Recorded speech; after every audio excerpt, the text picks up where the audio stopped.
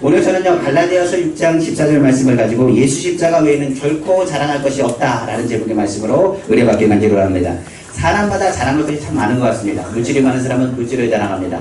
건강 있는 사람은 건강을 자랑합니다. 어떤 이는 힘이 있어서 힘을 자랑하기도 합니다. 그러나 세상에 영원한 것은 없습니다. 시간이 지나가면 그 힘도 쇠할 뿐이고 아무리 물질이 많다고 할지라도 그 생명을 연장할 수가 없습니다. 자신이 어떤 기록을 세운다 할지라도 그 기록은 깨라고 있는 것처럼 무엇보다도 누구보다도 위에 꼭대기에 올라갔으면 언젠가는 내려와야 될 것이 인생인 것을 세상의 인생은 또한 이것을 우리를 통해서 가르쳐주고 있습니다. 그러므로 아무리 자랑할 것이 많다 할지라도 자랑할 것은 지나가 버릴 뿐이요 성경은 말하기를 모든 것이 헛되고 헛되더라고 이야기합니다.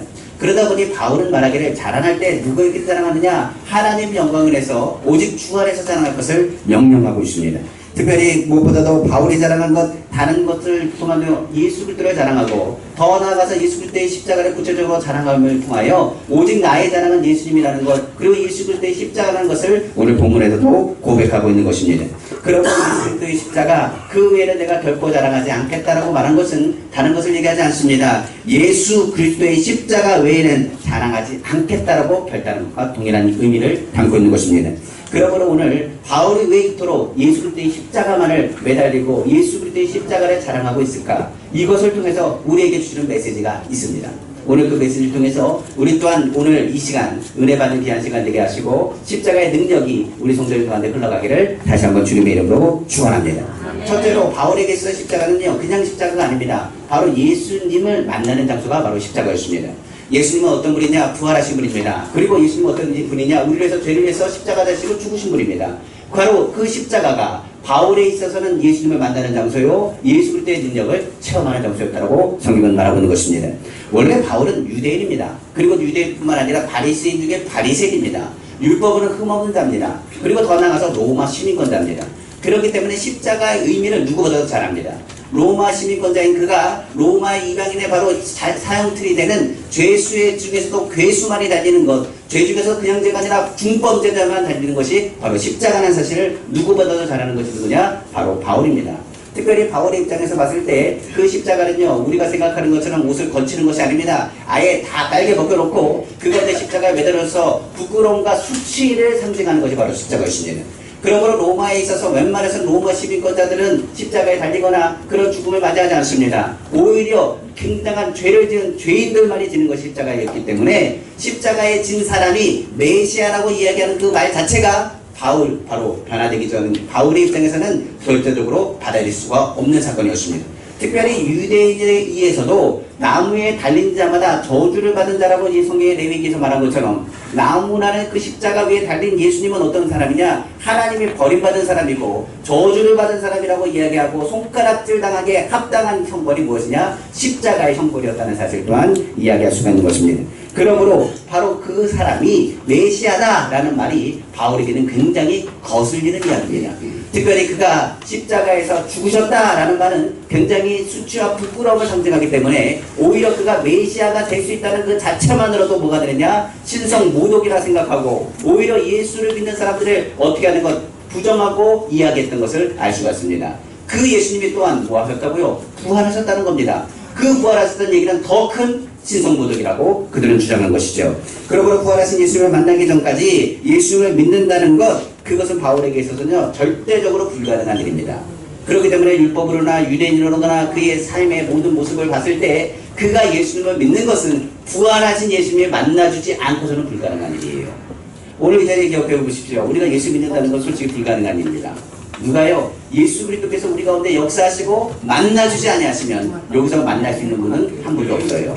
오늘 성경에서 말합니다. 예수님께서 누굴 만나셨냐? 그런 바로 바울을 만나주신 장면이 바로 사도행전 9장 3절에서 5절의 말씀입니다.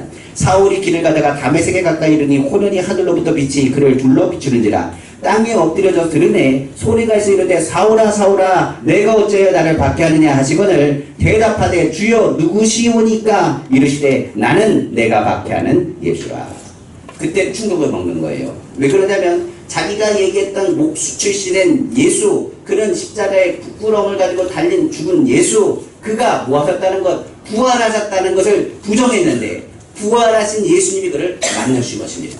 그리고 말하기를 내가 박해하는 예수라 하니 그 예수가 어떤 예수인 것을 분명히 바울은 압니다.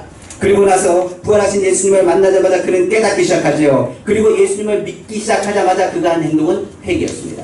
그리고 그가 아나니아를 찾아가서 기도를 받을 때에 그의 눈에 있는 비늘이 벗겨지고 보게 됨과 동시에 그가 향한 곳은 어디였느냐? 바로 광야였습니다. 광야에서 그는 기도하며 성령에 충만하여 돌아오기 시작했습니다. 돌아와서 선포한 메시지가 무엇이냐? 예수 십자가예요. 그래서 십자가의 도가 멸망하는 자에게는 어떻게 보면 미련한 것이요 구원을 받는 우리에게는 하나님의 능력이 됩니다. 선포했던 그 십자가의 도가 어디서 하느냐? 광야에서 예수 그리스도와 동행하며 믿음 안에서 묵상함을 통해서 깨달은 하나님의 은혜가 되었음을 성경은 말하고 있는 것입니다. 사도행전 22장 19절 21절은 말하죠. 내가 말하기를 주님 내가 주를 믿는 사람들을 가두고 또 각회당에서 때리고 또 주의 종인 스데반의 피를 흘릴 때에 내가 곁에 서서 찬송하고 그 죽이는 사람들의 옷을 지킨 줄 그들도 아나이다. 나더러 또 이르시되 떠나가라 내가 너를 멀리 이방인에게로 보내리라 하셨느니라. 근데 이게 왜 바울에게는 자랑거리가 될까요? 저는 이렇게 얘기합니다. 성경에서 말하는 그 자랑거리라는 것, 나 같은 죄인을 주님이 뭐하셨다? 택하셨다는 거예요. 바울에게 있어서 다메섹 도상 사건은요, 그가 사도행전 전반에서 만날 때마다 왕들 앞에 섰을 때마다 선포한 메시지가 다메섹 도상에서 만난 예수님이십니다. 바로 부활하신 예수님, 그가 나를 위해서 십자가 달리시고 죽으시고 부활하시고 나를 하나님의 사람으로 선택하시고 세우셨다는 것에 대한 부분이 바울에게서는 자랑이에요. 많은 유대인들이 있었습니다. 그 중에서도 누굴 택하셨다고요? 바울을 택하셨다고요. 오늘 많은 사람들이 있습니다. 오늘 우리 성도님들이 누굴 택하셨어요? 주님이 우리를 택하신 거예요. 많은 사람들이 그럽니다. 좋은 직장에 들어가도 그것을 자랑합니다. 어떤 사람은요, 뽑기를 해도요, 뽑아서 자랑을 해요. 제가 이제 고등학교 때나 그때 보면 뭘 많이 했냐면 인형 뽑기를 많이 했거든요. 그래서 다른 애들은 못 뽑아요. 그래서 저는 잘 뽑았어요. 그러니까 뽑고 나서 뭐 하느냐, 그냥 인형 얼마 값어치 되지도 않은데 그걸 보고 막 자랑하는 거예요. 그러니까 쉽게 얘기하면 사람들이 뭘 이렇게 생긴 것만 해도 자랑할 것이 있거든요. 근데 바울의 입장에서 그거예요. 나는 예수님을 박했던 사람인데 예수님이 날 만나주셨고 예수님이 나를 택해 주셨고 나를 불러주셨고 나에게 목까지 허락하셨다고요. 사명까지 허락해 주시고. 그럼 바울의 입장에서는 주님을 만나는 그 순간이 그에게는 자랑입니다. 우리에게도 이게 얘기할 것이 있어요. 내 자랑이 뭐냐면 다른 것이 아닙니다. 주님이 나의 죄를 용서하셨다. 그리고 나를 건져주셨다. 나를 주요적으로 부르셨다. 그리고 하나님의 자리에 나와서 예배하게 하셨다. 주님의 기쁨으로 주님을 찬양하게 하셨다. 성가대가 하나님을 찬양한 것은 주님 앞에서의 자랑이에요. 우리가 주님 앞에서 많은 사람들이 있겠지만 하나님을 찬양하는 그 입술을 허락하신 것이 주님의 자랑입니다. 오늘 순복음교회에 불러주신 것은 저에게는 주님의 자랑입니다. 주님을 찬양하고 예배하는 우리 성도님을 통해서 하나님이 우리를 부르시고 교회를 세워나갈 수 있도록 은혜를 베푸셨기 때문에 그것이 자랑인 거예요. 그럼 제가 다른 데 가서 누구 자랑하겠어요? 교민들을 자랑하죠. 은빛교회를 자랑합니다. 우리 성도님들을 자랑합니다. 그럼 성도님들은 나가서 누구 자랑하겠어요? 저를 자랑하겠죠. 더 나가서 누구 자랑합니까? 예수님의 십자가를 자랑하는 것 아니겠습니까? 예수님 안에서 바울은 이야기합니다. 그 십자가는 무슨 자리냐? 미련하다, 어리석다라고 얘기합니다. 이방인들에게는 그리스 로마 신화를 보면 아는 것처럼 바다에는 바다의 신이 있고요, 산에는 산의 신이 있어요. 그렇기 때문에 바다의 신을 통해서 신의 존재는 어떤 존재냐? 재앙과 분노를 표출하여서 사람들을 옴짝달싹 못하게 하는 것이 바다의 신의 존재예요. 산의 신의 존재였습니다. 그렇기 때문에 그리스 로마 신화를 보면 그들이 하는 일은 뭐냐? 신들을 분노케 하지 않기 위해서 재단을 쌓아요. 그렇기 때문에 신들에게 인신 제사를 드리면서 뭡니까? 분노를 잠잠하여 주옵소서라고 기도하며 신에게 매달립니다. 그리스 로마 신화의 그들은 신이 희생하는 법이 없어요. 신이 뭐합니다? 인간에 대한 재앙과 분노를 표출할 뿐이지 신이 인간을 위해서 무엇을 한다는 것은 그들의 생각에서는 있을 수 없는 일입니다. 그런데 하나님의 아들이신 예수님께서 이 땅에 오셨고 무엇합니까? 우리를 위해서 십자가 달리시고 죽으시고 희생하셨다는 것은 이렇게 보면 이방인에게는 미련한 이야기요, 어리석은 이야기가 될지도 모르겠어요.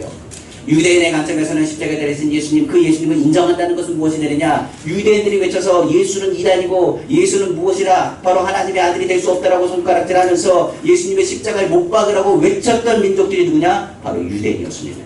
그렇기 때문에 유대인들이 예수님을 인정한다는 것, 십자가에 못 박힌 주님이 부활하셨다는 걸 인정한다는 사실은 하나님의 아들의 십자가에 못 박은 자들이 자신이라는 것을 인정하는 거랑 똑같아요. 그렇기 때문에 그들이 예수님을 믿는다는 것은 죄인이라는 고백이 있지 않고서는 예수님을 믿을 수가 없는 것입니다. 그러므로 성경에서는 유대인에게는 뭐 하느냐? 거리끼는 것이 십자가의 도요. 그리고 이방인에게는 헬라인에게는 어떤 것이냐? 십자가는 미련하고 어리석은 인물의 상징이라고 말합니다. 그러나 이것이 하나님에게서는 능력이 되고 바울에게서는 이 십자가를 통해서 많이 예수님이 누구신 것을 깨닫게 되는 하나님의 은혜를 체험하게 된다는 것을 본문은 말하고 있는 것이요. 예수님께서 창과 목표를 바뀌셨지만 예수님은 그럼에도 용서와 사랑으로 다가오셨습니다. 그것이 바로 십자가고 그 십자가가 바로 하나님의 사랑의 외침이요 확성기라고 성경은 말씀하고 있는 것입니다. 그러므로 나를 용서하신 주님, 나를 구원하신 주님, 나를 이방인의 사도로 부르신 주님, 그 주님을 어떻게 감사하지 않을 수가 있습니까? 나를 택하신 것, 그것이 나에겐 자랑입니다. 주님이 나를 사랑하신 것, 그것이 나는 자랑입니다. 주님이 나를 믿으신 것, 그것이 나의 자랑입니다. 주님이 나를 택하셔서 세우셨다는 그 모든 것이 나에게 자랑입니다. 그러니까 바울의 입장에서는 십자가에 달린 예수님이 없었다면 다른 구원을 받을 수 없는 사람이에요. 그러나 그 십자가를 통해서 내가 예수님을 만났으므로 나는 자랑할 것이며 믿음 안에서 예수 믿는다는 것, 그것이 나의 자랑이었음을 성경은 말씀하고 있는 겁니다. 요즘 사이에 이런 사람이 있더라고요. 예수 믿는 것이 부끄럽대요. 근데 성경은 말합니다. 예수 믿는 것을 자랑하셔야 돼요. 내가 예수 믿는 그리스도인이라는 것을 자랑하셔야 돼요. 어느 곳에 있든지 간에 저는 예수 믿는 사람이라는 것을 자랑하셔야 됩니다. 요즘 시대가 갈수록 언론이나 여러 가지 보면 기독교인들이 잘못된 본분과 잘못된 행동 때문에 여러 가지 이슈가 되고 말하는 경우가 있습니다. 그럼에도 불구하고 예수 믿는 사람은 부끄러움을 개의치 말고 자랑하셔야 돼요. 내가 예수 믿는 것, 예수님이 나를 치료하시고 나를 건지시고 나를 붙잡으셨음을 자랑하시는 우리 성도님 다 되시기를 주님의 이름으로 축원합니다. 그래서 밖에 나가시면 뭐라고 얘기해야 되느냐? 순복음 빛교회 다니는 걸 자랑하셔야 돼요. 그리고 내가 예수 믿는 것을 자랑하시고 주님의 은혜가 내 가운데 있는 것을 자랑하시기 부탁드립니다. 그래서 바울이 어느 곳에 가든지 자랑하는 게 바로 그거예요. 나 같은 죄인을 건지신 예수님을 자랑하고 나를 건지시고 나를 부르신 하나님을 자랑하고 그리고 이방인의 사도로서 하나님의 뜻을 깨닫게 하신 하나님의 은혜를 자랑했던 것, 그것이 바울의 메시지라고 볼 수가 있는 것입니다. 두 번째로 바울이 예수 그리스도의 십자가를 자랑한다는 것은 다른 것이 아니라 예수님께서 십자가에서 모든 것을 다 이루셨다는 그 선포와 그를 통하여서 그의 인생의 문제를 해결받았기 때문인 것을 성경은 말하고 있는 것입니다.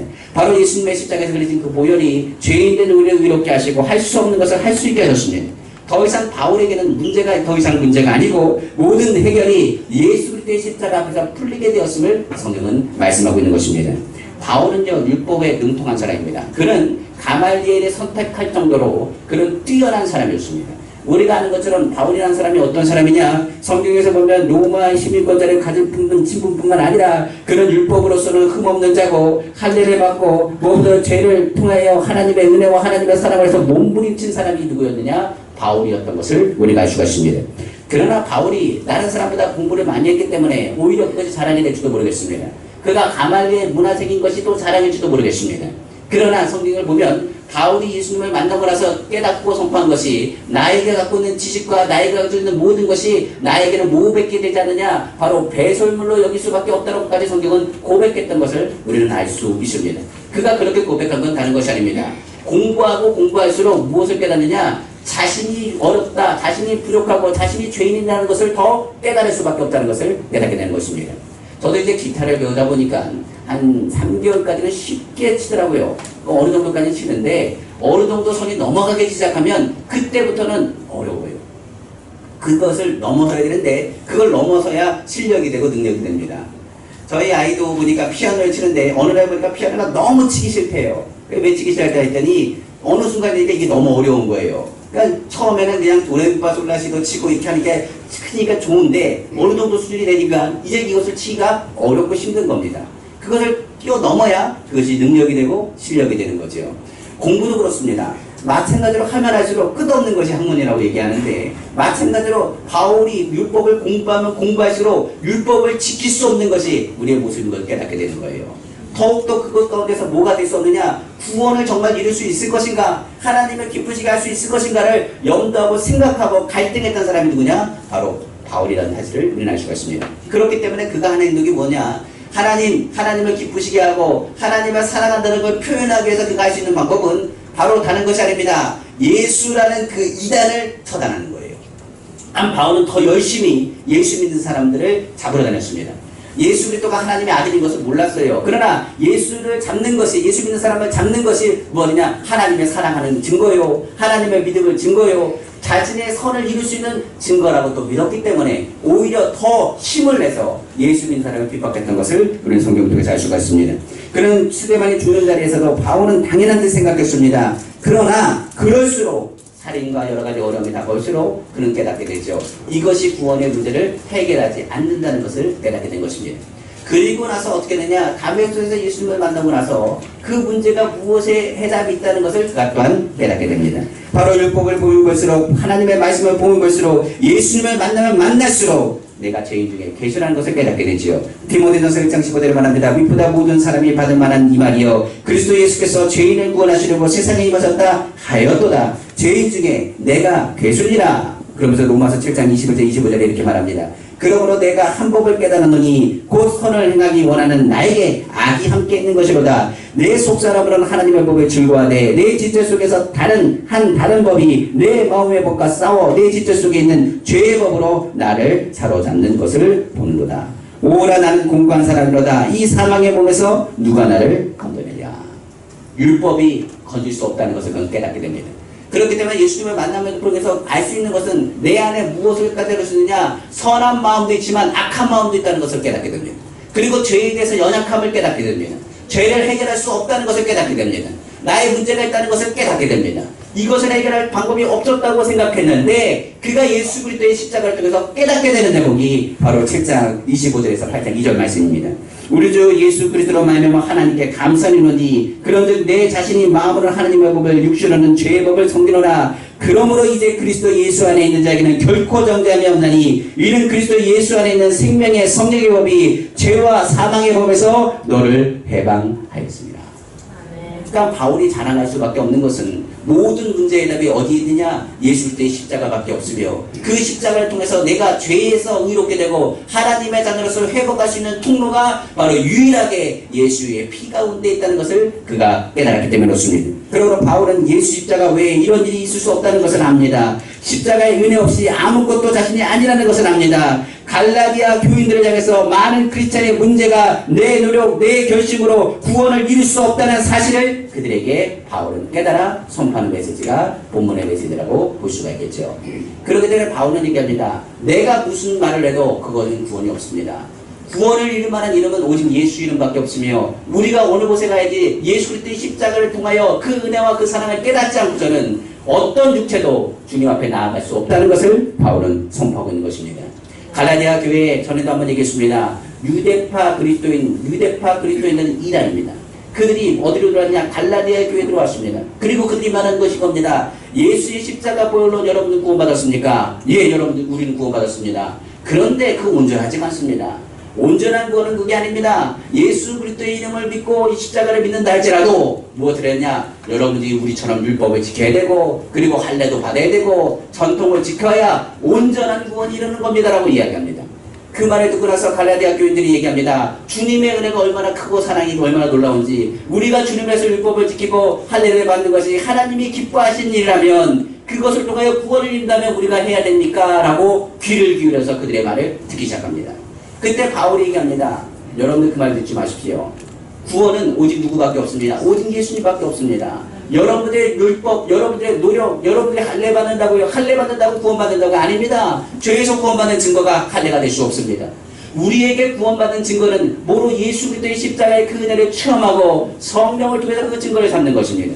오히려 바울은 이것에 대해서 강력하게 얘기합니다. 예수 외에 다른 복음을 전하는 자는 천사들이라고 할지라도 뭘 받는다고요? 저주를 받는다라고 성경은 강조하고 있는 것입니다. 그러므로 바울은 강력히 말하죠. 율법으로 구원을 받는 육체는 없고 할례를 받는다고 구원받는 자연으로는 육체도 없습니다. 우리는 오직 예수 그리스도의 십자가의 보혈로 구원을 받았으며 그 구원의 능력이 우리 가운데 있는 것입니다. 그래서 바울이 자랑하는 것은 그것밖에 없는 거예요. 예수 그리스도의 십자가밖에 없는 겁니다. 자신이 많은 율법을 통달했고 그리고 로마 시민권 그건 아무짝에도 쓸모가 없어요. 구원을 받는 데는 오직 누구밖에 없느냐? 예수밖에 없는 겁니다. 그렇기 때문에 다른 모든 것을 뒤돌아보면 다 배설로 여길 수밖에 없고 다른 것은 나에게 아무 유익이 될 수가 없는 거예요. 오직 누구밖에? 예수밖에는 아무 유익이 없는 겁니다. 그러므로 바울은 예수님의 그 보혈의 능력, 그 생명이 흐르고 하나님의 능력과 성령 안에서 사망이 물러가고 흑암의 권세가 떠나가고 하나님 나라가 임하는 것, 그것은 율법과 노력과 능력이 아닌 오직 예수 그리스도의 십자가의 공로로 이루어졌다는 사실을 늘 선포했다는 것을 성경은 말하고 있는 것입니다.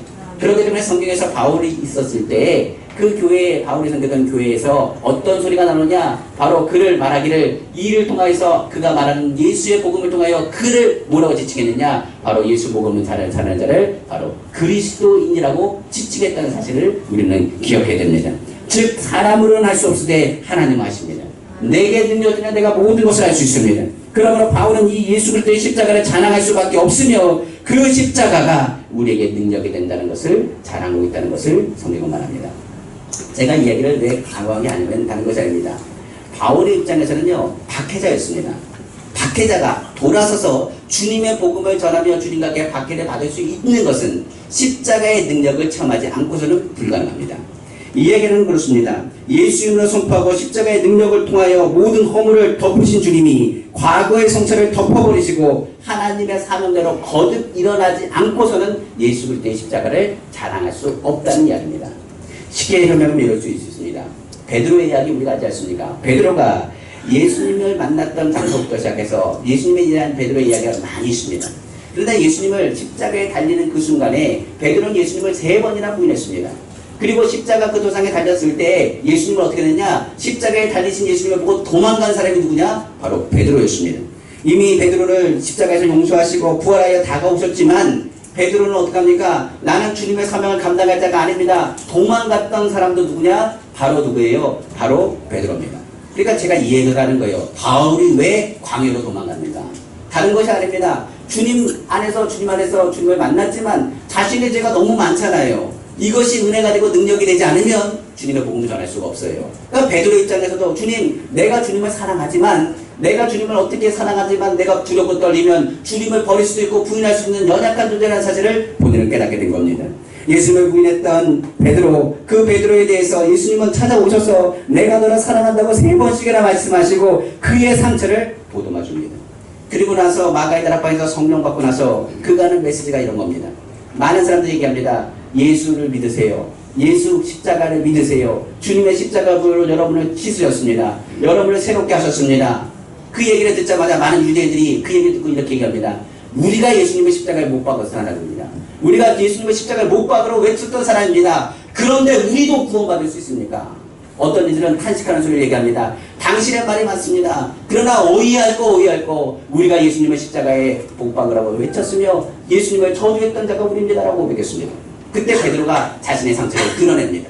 나는 예수님을 몇 번이나 부인했다고요? 3번이나 부인했습니다. 예수님이 십자가 달리는 그 자리에서는 도망까지 쳤습니다. 예수님이 나를 찾아오셔서 말씀하셨음에도 불구하고 나는 못한다고, 나는 부족하다고 얘기했던 사람이 나입니다. 그런데 그럼에도 불구하고 주님이 어떻게 하셨느냐? 나의 죄를 용서하셨고 그리고 나에게 찾아와 주셨고 나를 사랑한다 말씀하셨고 나에게 사명을 주셨습니다. 저는 이렇게 얘기합니다. 여러분들도 죄인입니다. 저도 죄인입니다. 그러나 나 같은 죄인을 살리신 주님의 은혜가 나의 가운데 이것을 통하여 자랑하는 것은 바로 예수 그리스도의 십자가의 그 은혜는 그 모든 죄와 허물을 덮기에도 넉넉하기 때문이라고 베드로는 선포했던 사실입니다. 그리고 나자 3,000명, 5,000명씩 돌아오기 시작했는데 주의 복음이 어떻게 되느냐? 이 연약한 자를 통해서 동서남북에서 퍼져나가기 시작한 것입니다. 저는 어떤 사람의 설교를 듣습니다. 이런 사람이 이렇게 얘기합니다. 자기는 완전하대요. 완벽하대요. 그런데 제가 생각해 봤어요. 그 얘기를 듣고 나서 설교를 듣고 어떤 분이 그럽니다. 목사님, 저는 시험에 들었어요. 왜 시험에 들으냐고 했더니 목사님은 완벽해서 좋겠습니다. 저 목사님은 참 완벽해서 좋겠어요. 완벽하다 보니 완벽하다는 설교 들으니까 본인이 어떤 생각이 드느냐? 나는 주님 앞에 부족한데, 나갈 수가 없는데, 내가 할 수 없는데, 자꾸만 저 설교 들을 때 시험이 든대요. 제가 그래서 그렇게 얘기 드렸어요. 저도 죄인이거든요. 저는 완벽한 사람이 없다고 봅니다. 세상에 어떤 주의정이 완벽하고 어떤 하나님을 섬기는 사람이 깨끗하다고 말할 수 있겠습니까? 베드로를 보세요. 3번이나 부인했습니다. 예수님 십자가에 달릴 때는 도망까지 갔습니다. 예수님께서 죽겠다고 말한 사람이다. 충성했다고 말한 사람입니다. 그런데 그 사람을 주님께서 어떻게 하시냐? 사랑하시고 용서하시고 사명자로 쓰시더라고요.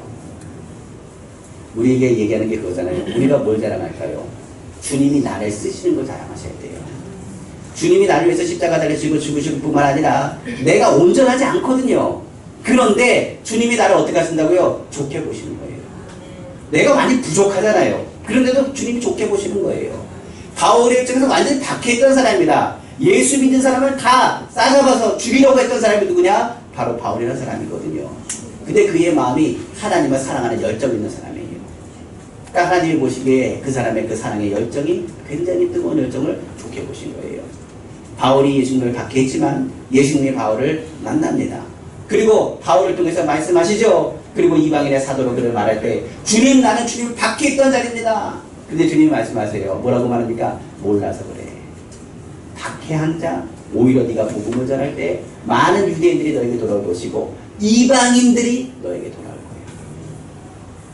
우리에게 뭐가 능력이 되겠습니까? 복음을 전할 때 똑같아요. 나도 죄인입니다. 여러분도 죄인입니다. 그런데 주님이 나에 대해 용서하신 것처럼 여러분들 용서받았으면 좋겠습니다. 이것이 복음의 핵심 메시지입니다.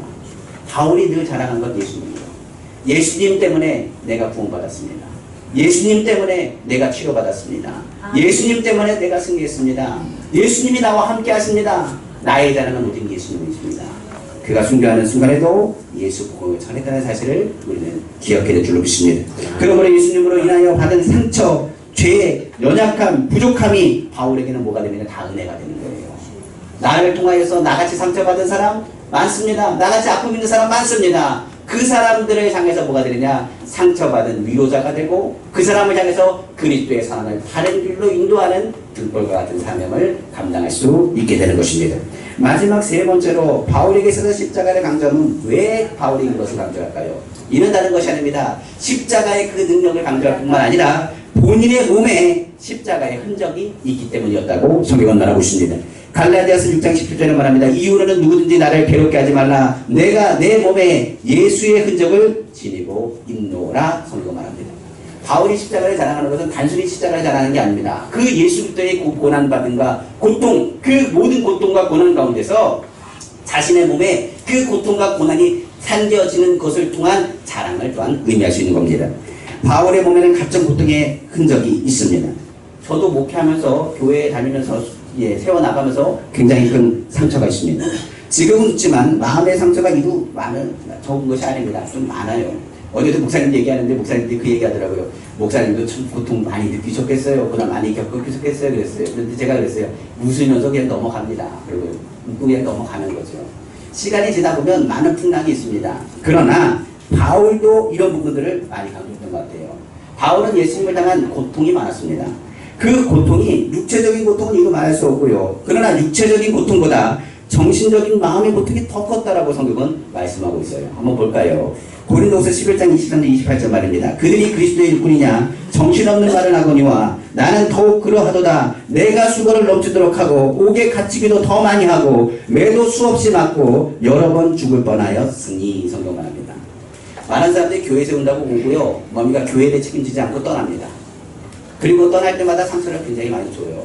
근데 여기서 보니까 이렇게 얘기하는 거예요. 뭐라고 얘기하느냐? 바울에게 합니다. 야, 네가 그리스도인이냐 일꾼이냐 막 이야기하는 거예요. 그런데 성경에 바울은 얘기합니다. 너희가 그리스도인 일꾼이냐고 정신없는 말을 하는구나. 내가 몸에는 뭐가 있느냐? 너가 옥에 갇혀본 적 있느냐? 매를 수없이 예수님 때문에 맞은 적 있느냐? 고난당하는 것이 있느냐? 내가 고난당하지 않기 위해서 그것을 떠나는데 고난 중에 있었던 나의 그 진실과 그 모습을 내가 보지 못하느냐라고 이야기하는 거예요. 24절부터 보면 유대인들에게 나는 사심이 하는 강한 매를 5번이나 맞았고 3번 태장으로 맞고 1번 돌로 맞고 3번 파선하고 일주일을 깊은 바다에서 지냈으며 여러 번 여행하면서 강의 위험과 강도의 위험과 동족의 위험과 위방인의 위험과 신의 위험과 강의 위험과 바다의 위험과 거짓 성대 중의 위험을 당하고 또 수고하고 애쓰고 여러 번 자지 못하고 줄이며 목마르고 여러 번 굶고 춥고 헐벗었노라.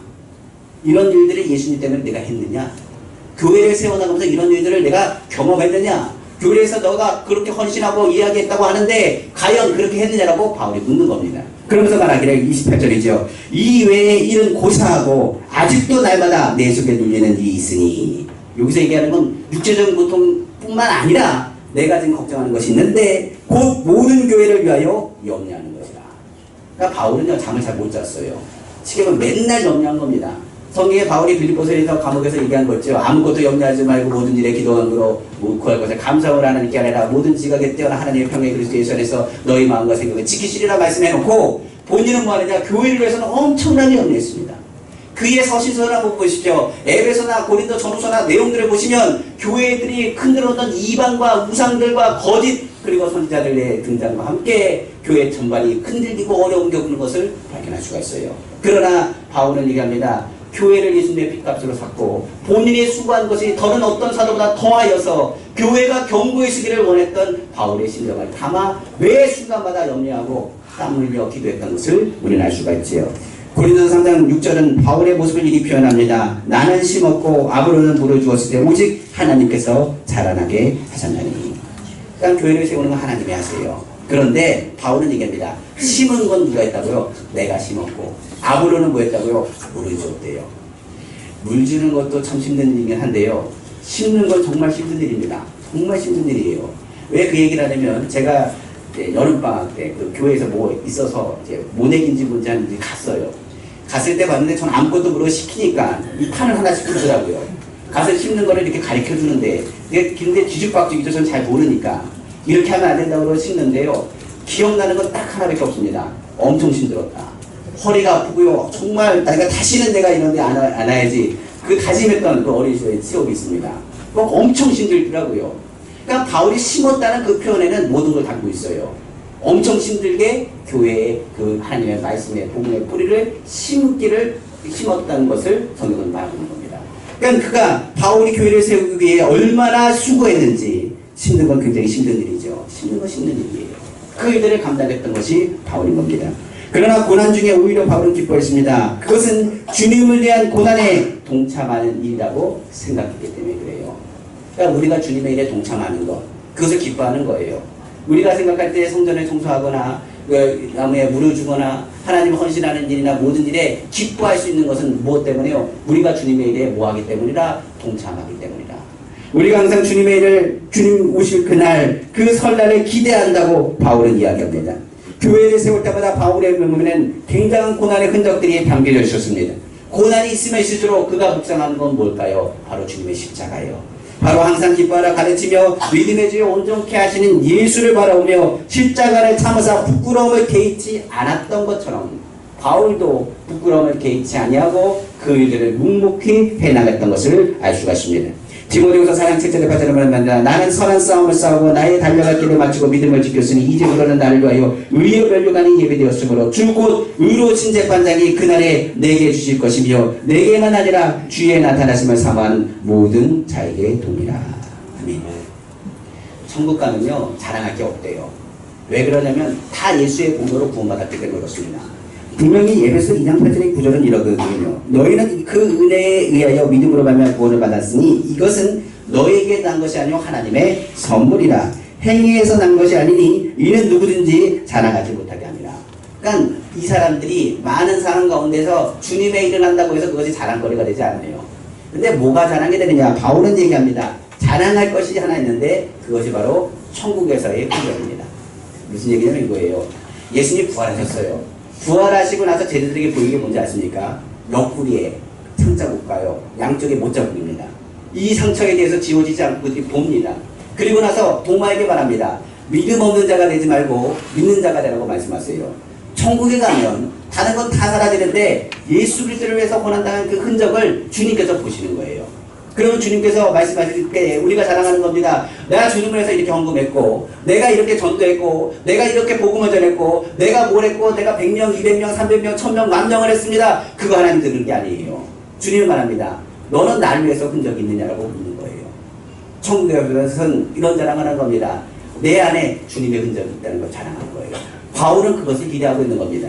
성경을 보면 고린도후서 12장 9절에 10절에 이렇게 말하지요. 나에게 이르시기를 내 은혜가 내게 족하도다. 이는 내 능력이 약한 데서 온전하여짐이라 하십니다. 그러므로 도리어 크게 기뻐함으로 나의 여러 약한 것들에 대하여 자랑하리니 이는 그리스도의 능력이 내게 머물게 하려 함이라. 그러므로 내가 그리스도를 위하여 약한 것들과 능력과 궁핍과 박해와 공고를 기뻐하느니 이는 내가 약한 그때에 강함이라.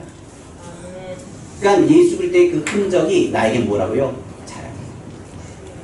우리에게 있어서 십자가가 뭐가 되어야 되느냐? 자랑이 되고 능력이 되어야 됩니다.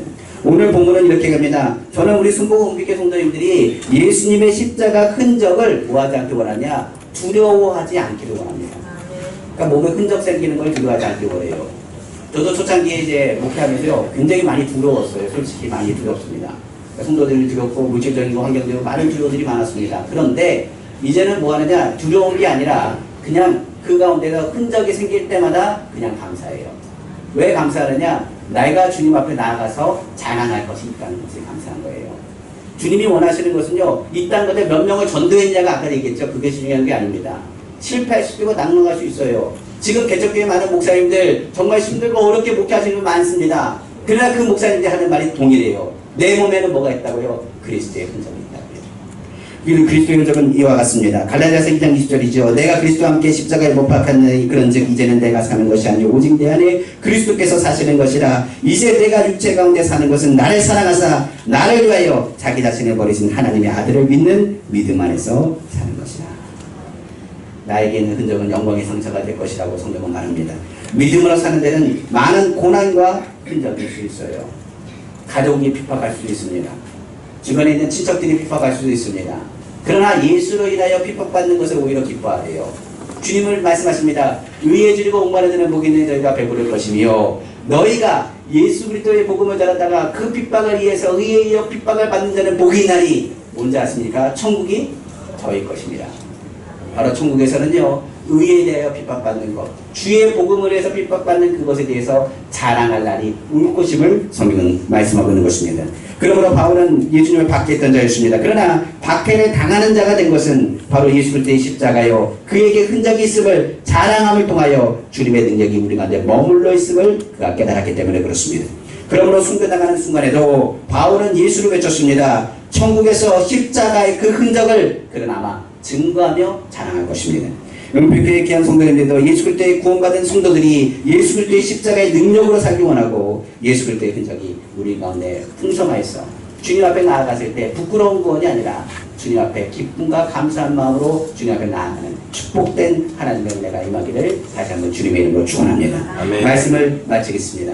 십자가를 체험하지 않는 사람의 신앙은 아무것도 아닙니다. 십자가의 능력을 체험하셔야 됩니다. 모든 은사자들, 복음주의자들 예수 그리스도의 십자가를 보았고 또한 들었습니다. 바울뿐만이 아닙니다.